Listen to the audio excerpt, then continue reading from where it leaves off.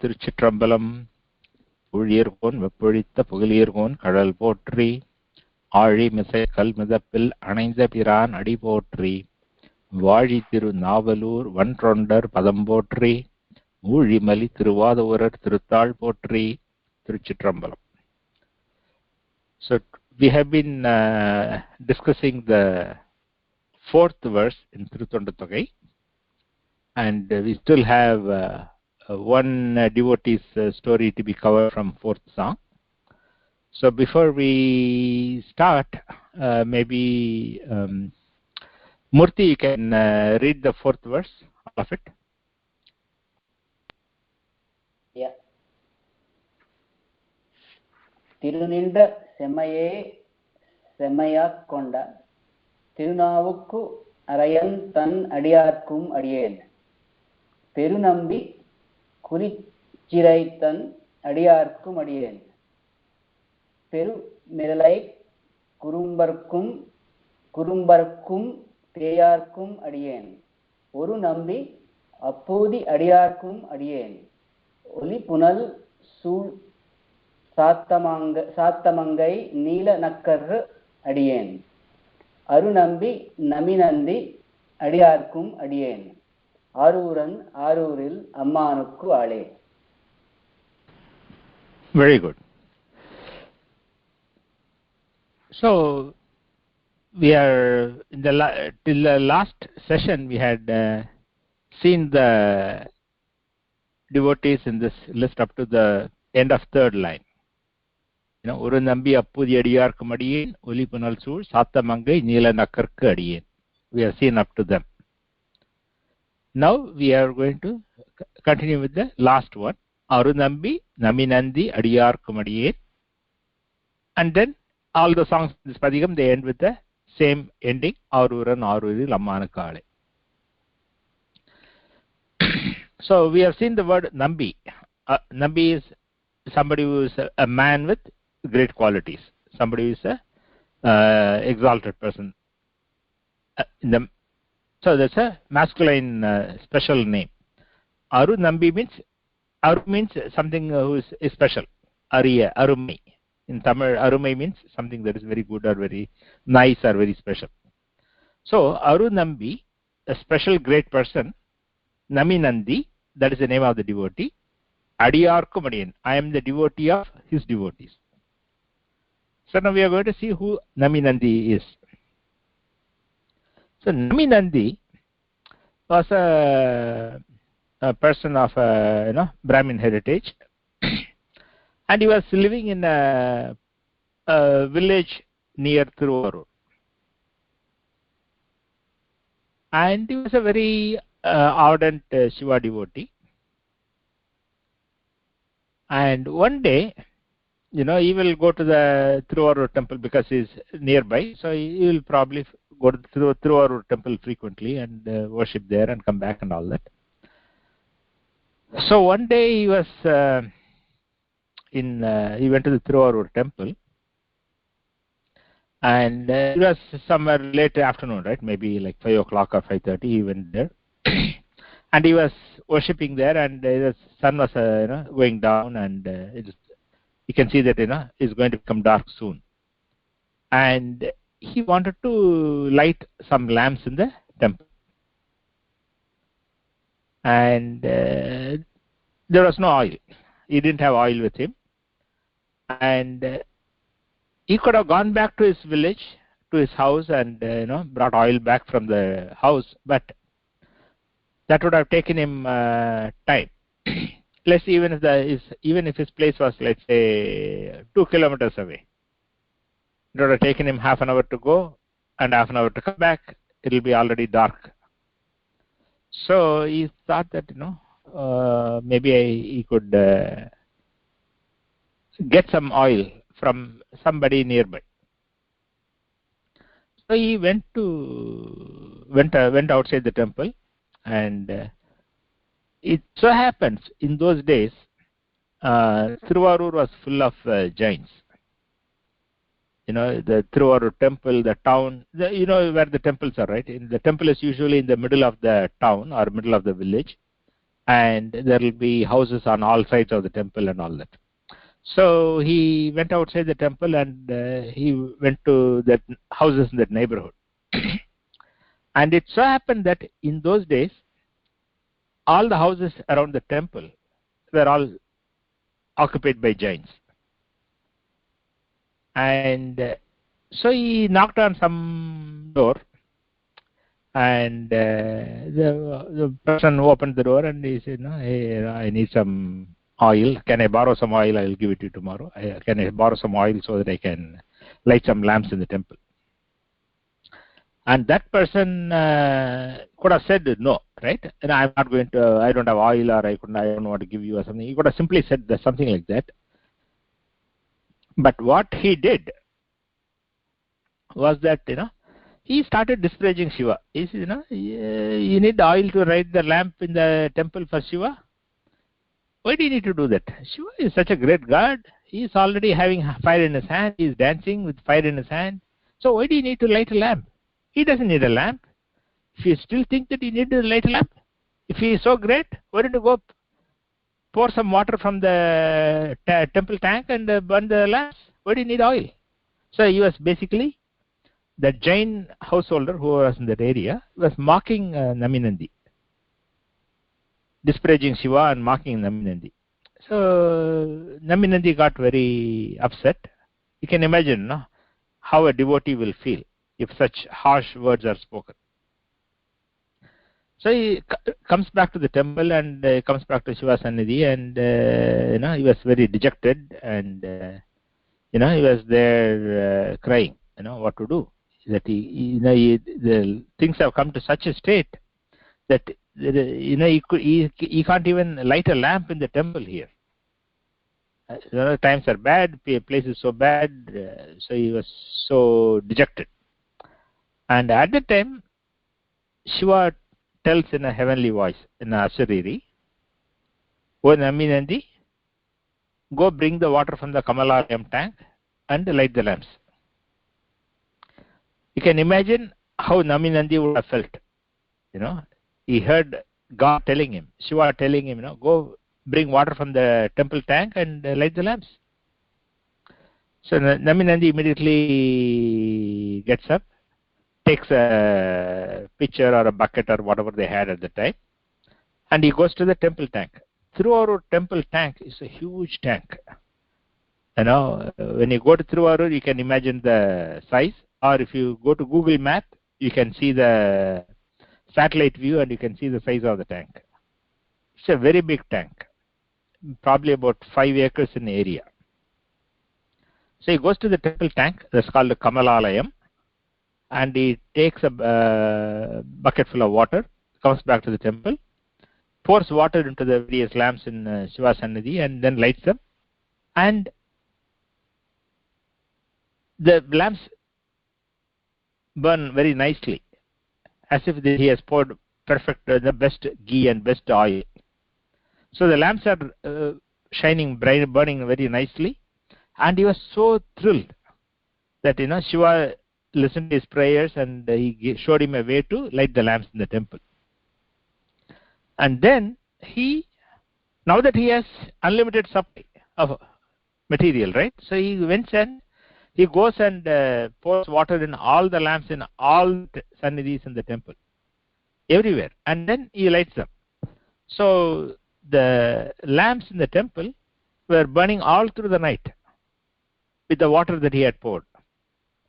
And the whole neighborhood and the whole town could see that Naminandhi was burning the lamps with water.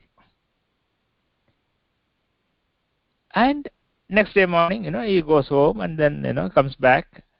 From that day onwards, he will come regularly to the Tiruvallur temple, take water from the temple tank, pour into the lamps, and he will burn the lamps. And of course, only he could do that because it was Shiva's grace. So he could light all the lamps in the temple with water from the tank. And this was going on for some time. And one day, there was an annual Utsavam.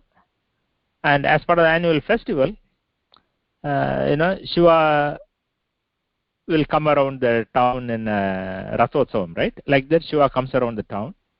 And when a Rathotsavam happens, there will be a lot of people, a lot of crowd. So the Shiva's chariot comes somewhere in his area, part of the neighborhood. So he goes and worships Shiva and all that. And then he comes home in the evening, right? He comes home around, let's say 6:30, 7 or 8, whatever is the time. He comes home. And he comes to the front and, calls out his wife. He calls her and she comes, what do you need? And he says, make some hot water. I will go around the backyard and take a bath and come and do my puja. Because I had been to the festival and I was in the crowd. And, as you know, in the crowd, there will be people of all the jatis and all castes are there. So, I want to purify myself before I come in and do the puja because of his acharam. So he tells her and she says, okay, I will get some hot water ready for you.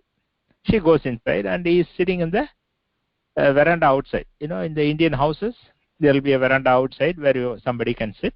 So he was sitting in the veranda outside and due to Shiva's grace and his tiredness, he falls asleep. Then his wife comes and looks at him and he is already sleeping. So she decides not to disturb him anymore. She goes inside. And as he is sleeping, he gets a dream. And in the dream, Shiva comes and tells him, "Oh, Naminandhi, you are mistaken. Everybody in Tiruvarur is my Ganas. I will show it to you tomorrow." Then immediately Naminandhi wakes up. He realizes that what Shiva told him in the dream. He feels that if Shiva has told him this, then that must be the way it is. So he goes inside and does his puja and sleeps. And next day morning, he gets up and goes to Tiruvarur. And when he goes to Tiruvarur, he finds whoever he sees in Tiruvarur, they appear to him as Shivagana. And anybody, whether it is a priest, whether it is a farmer, whether it is a vendor, whatever, regardless of who he's in Tiruvarur, they all appear as Shivaganas to him. And then, it's with that, he was so happy. And that's the greatness of Naminandhi. That, not only he was able to burn lamps with water, but Shiva showed a great mystical sight to him of seeing everybody in Tiruvarur as Shivagana. So this is the greatness of Naminandhi. That's all we know about his story. Any comments, questions? We can discuss.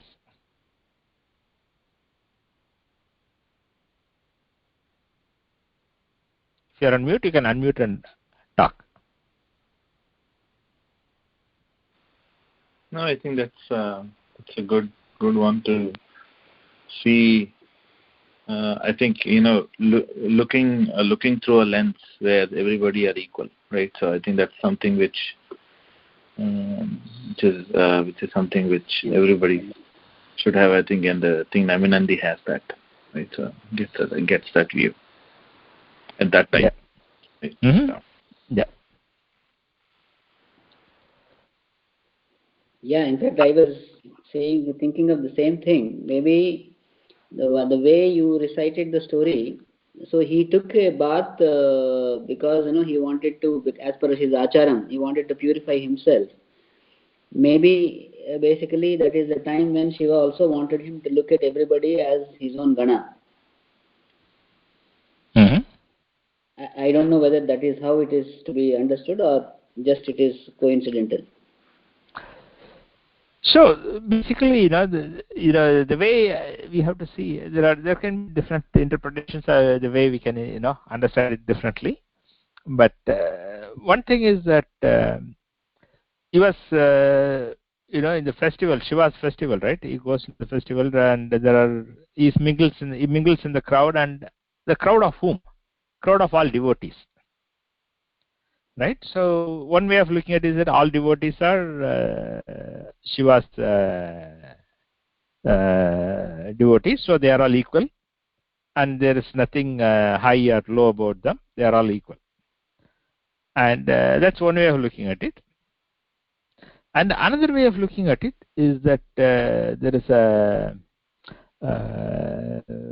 saying, they associate some specialness to some stalams, right? Like everybody's belief is that if one dies in Kashi, they get moksha.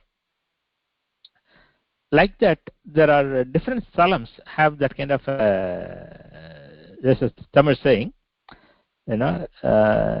if you die in Kashi, you get moksham, or if you have darshanam in Chidambaram, you get moksham, or if you are born in Tiruvarur, you get moksham, and if you think of Tiruvannamalai, you get moksham. That kind of a saying is there.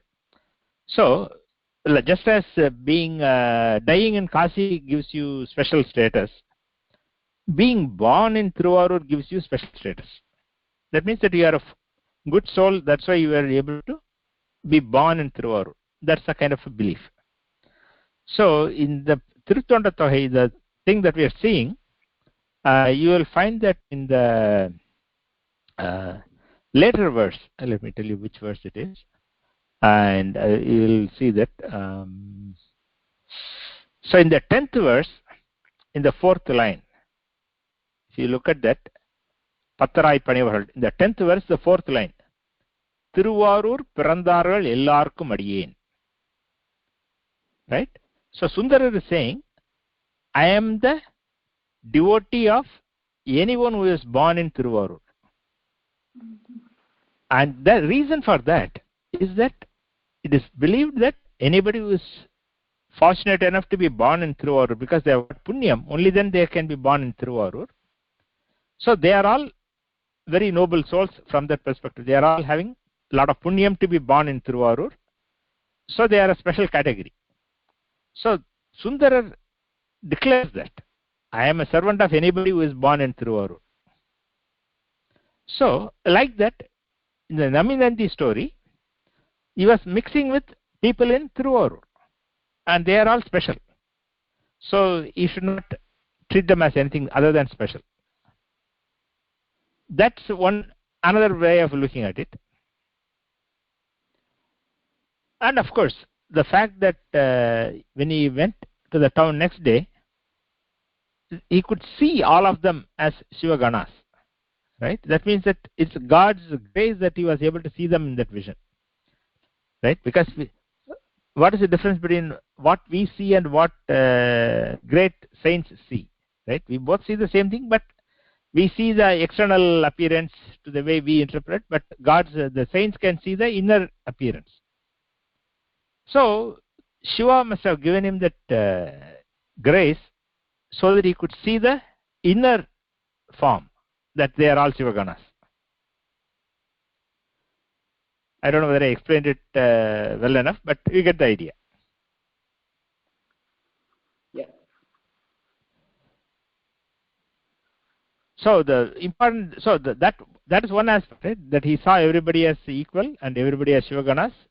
That's one part. And the second is that he was such a great devotee, and his devotion was such that Shiva gave him the boon that any water that he pours into the lamp will burn like oil. So that is because of his devotion. And regarding considering all devotees as equal and as Shiva or Shiva Gana, there is a very famous song of Tirunavukarasar. We haven't obviously seen that yet, but I will just mention that verse so that you get an idea. Sanganidhi Padumanidhi Irandum Tandu Taraniyodu Van Ala Taruvarenum Munguvar Our Selvam Madipo Mallom Madevar Kegandar Allar Agil Angavalam Kurendadugu Tolunvayarai ஆவுரித்து தின்றுழலும் புலையரேனும் கங்கைவார் சடைக்கறந்தார் கண்பராகில் அவர் கண்டீர் நாம் வணங்கும் கடவுளாரே. This is one song from Tirunavukarathar thevaram. In that, the gist of that is this, that even if somebody were to give me all the wealth of Kubera and says, no, hey, I will make you the ruler of all this earth, I will make you the ruler of all this heaven, right? Even if somebody were to say all that, I wouldn't care for any of that if that person is not a devotee of Shiva. That's the first half of the song. The second half of the song he says, even if somebody is having a deadly disease like leprosy, where all the body, arms and legs are all wasting away, and even if he is a chandala, even if he is some low person who eats, skins a cow and eats it, even if he is such a low person who skins a cow and eats it, if that person were a devotee of Shiva, Gangadhara, if he were a devotee of Gangadhara, the Shiva, he is a god in my eyes. He is worthy of worshipping by us. Basically, he is saying, what matters is one's devotion to Shiva, and if somebody is not devoted to Shiva, I don't care for whatever else he may have. And if somebody is a devotee of Shiva, I don't care what he is. He is a devotee of Shiva. That kind of attitude, Tirunavukarathar is saying. And that is what here Shiva was sort of implying to naminandhi adigaL. Because they are all devotees, they are all worshipping Shiva in his Rathotsavam. So he should see them as Shiva devotees and nothing else. They are all highly, there's nobody who can be considered as unclean. Everybody is clean because they are all Shiva devotees.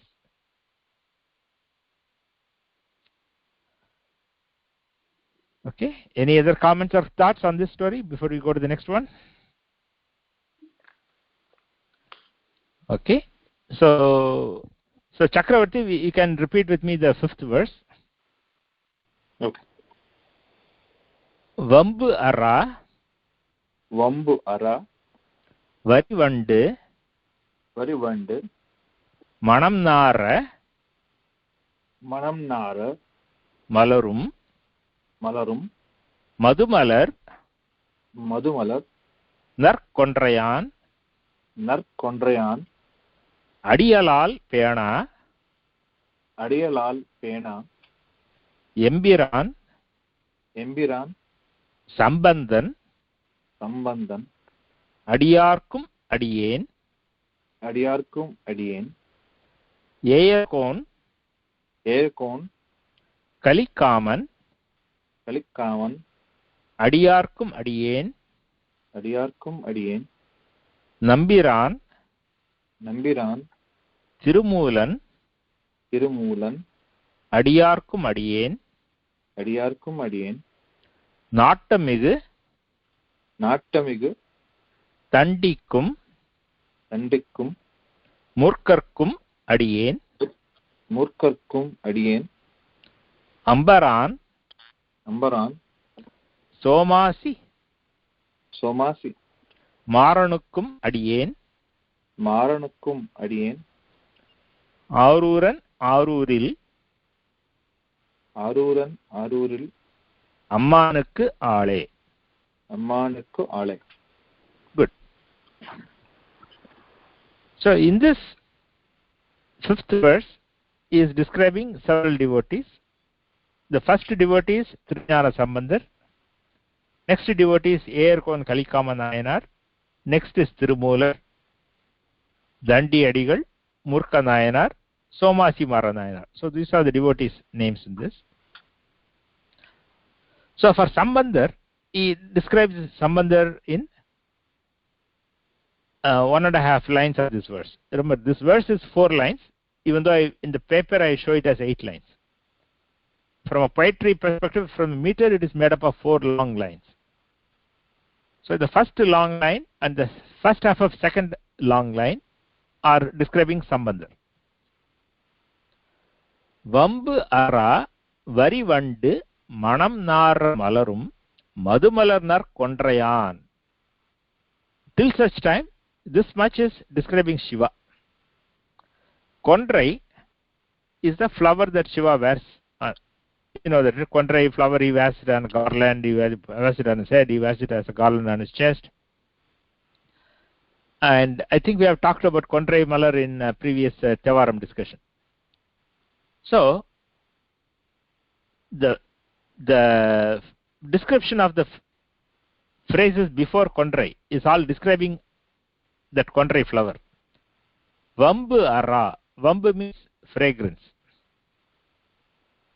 So, fragrance without never leaving the fragrance. Right? Vambu ara vari vandu. Vandu means the bees. The various kinds of bees that go to flowers and drink the nectar from the flowers. So, the vari vandu means the bees which have stripes on their body. If you see closely, some bees will have stripes on their body, like 3 or 4 lines or something like that. So, like that, the bees that get attracted to the flowers with fragrance, those bees, manam nar malarum, so to attract them, the flowers bloom with a lot of fragrance. Manam is fragrance, malarum means to bloom. Madhu malar nar kondrai. Madhu is a Sanskritam word, nectar. Madhu malar means the flowers with nectar. That kind of flower, nar kondrai, the good, nice kondrai flower.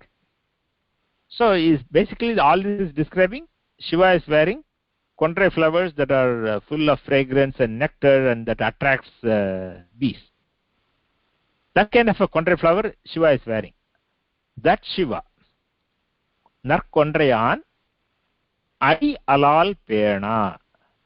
Adi means padam, feet. Penudal means to cherish or to worship. So, Sambandhar worships nothing else except Shiva's holy feet. That's what it means. Kondrayan adi alal pena, embiran sambandhan. Embiran means my Lord. Piran means Swami, Lord. Empiran means our Lord, our Swami. Sambandhan. So he is describing Sambandhan, Trijnana Sambandhar, as our master Sambandhar, who does not worship anything except the holy feet of Shiva, who is wearing kondrai flower that is full of nectar. That is the meaning of that. Vambu arra varivandu manamnar malarum madumalarnar kondrayan adiyalal pena embiran sambandhan adiyarkum adiyen. I am a servant of servants of Trijnana Sambandhar. That's how Sundarar describes Sambandhar in tiruttoṇḍattogai. Then Erkon Kalikaman adiyarkum adiyen. Erkon Kalikaman is name of another devotee. I am a servant of his servants. Nambiran Tirumulan adiyarkum adiyen. Piran we have seen. Piran means Lord or Master. Nampiran is again our Master. Tirumulan. Tirumulan is Tirupular, the one who wrote Tirumandram, one who sang Tirumandram. Tirumandram, I don't know whether you have talked about it. Have any of you heard of the word Tirumandram? Tirumantram or Tirumandram?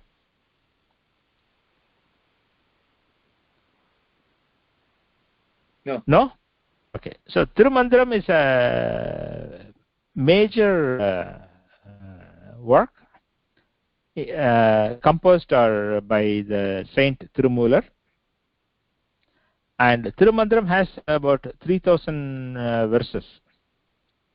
And in the 12 volumes of Shaiva canon, it is compiled as the 10th volume. And that has both Stotram and Shastram. So it has... Yeah, go ahead. Is he not somebody like Agastya, who is supposed to have written all the Vedas into this one, right? He is the same? No, not in that sense. So okay. Tirumular is, obviously we'll see his story in this, as you go through this verse.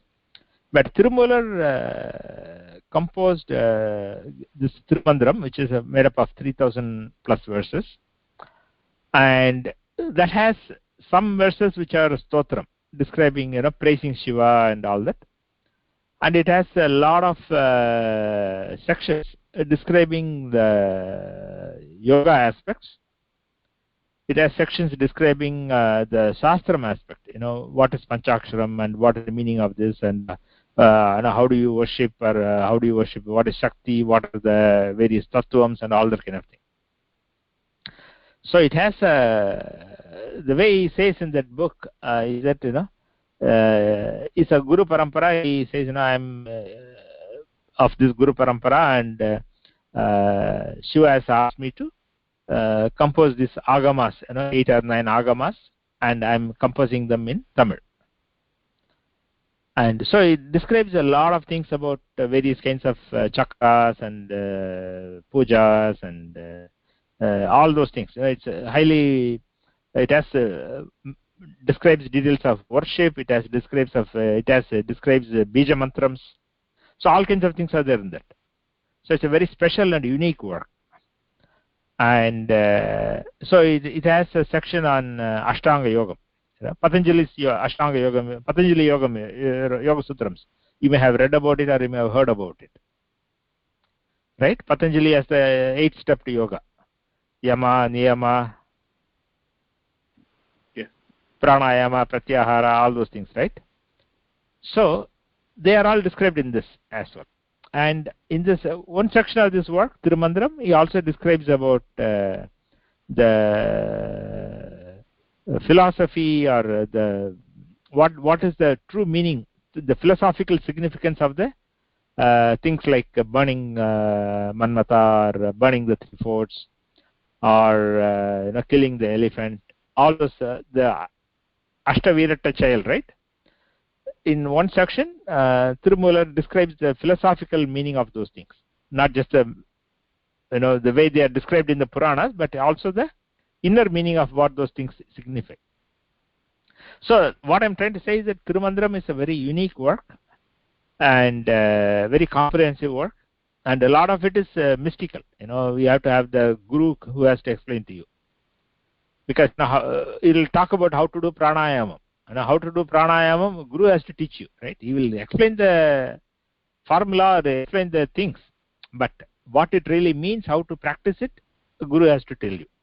That kind of a thing. So it's a very unique work, and that work was composed by Tirumular. And Nattam migu Thandikkum Murkarkkum Adiyen. Nattam means I.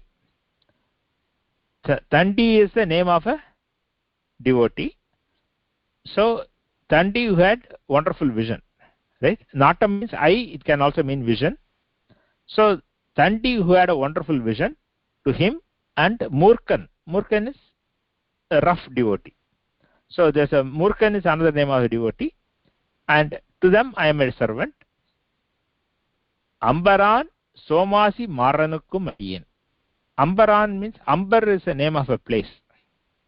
So Ambaran means one who hails from Ambar. And the name of devotee is Somasi Maran. The word Somasi, it literally really comes from Somayaji, right? One who has done Somayagam, right? So Somasi means Somayajam, and Maran. That's how the root is. So yes, obviously he was a Vaidika Brahmana who was doing all those kind of yagnas, yagams, and that's why he is mentioned as Somasi Maran. And then Aruran Arulil Ammanu Kali. I am the servant of, I am the slave of Lord of Arur, through Arur. So that is the direct, simple meaning of the 5th verse. Now, obviously the first one starts with Tirunjana Sambandha story. So we have 2 choices. The Tirunjana story is going to be a long story. It will go through at least 2 sessions. And if you want, we can start and spend 10-15 minutes and then stop there, or we can stop here, discuss other things, and then continue in the next session with starting from the story from the beginning. What is your preference? Yeah, I think basically Tirujana Sambandhar is like, his story is going to be much longer than Tirunavakkar sir. Correct. It will be at least that long, or it will be longer. So, Correct. to give you an example, in sacred as Periya Puranam, there are about 4,250 verses total, of which about 1,250 verses are Tirunjana Sambandhar story. About 30% of the Periya Puranam is Tirunjana Sambandhar story. So it will take at least 2 hours for us, maybe longer.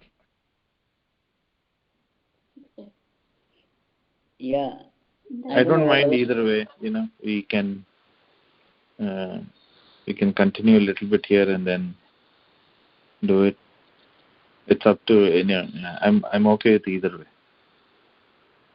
So let me suggest one thing. Let us start the story in the next session, because that it will be that way we'll have more freedom to continue to the point where we have to. Otherwise, if we start now, we may go for half an hour. Okay. Yeah, we will do that. So we'll stop here. Give me 1 second, and then we'll continue in the next one. Tiruttoṇḍattogai.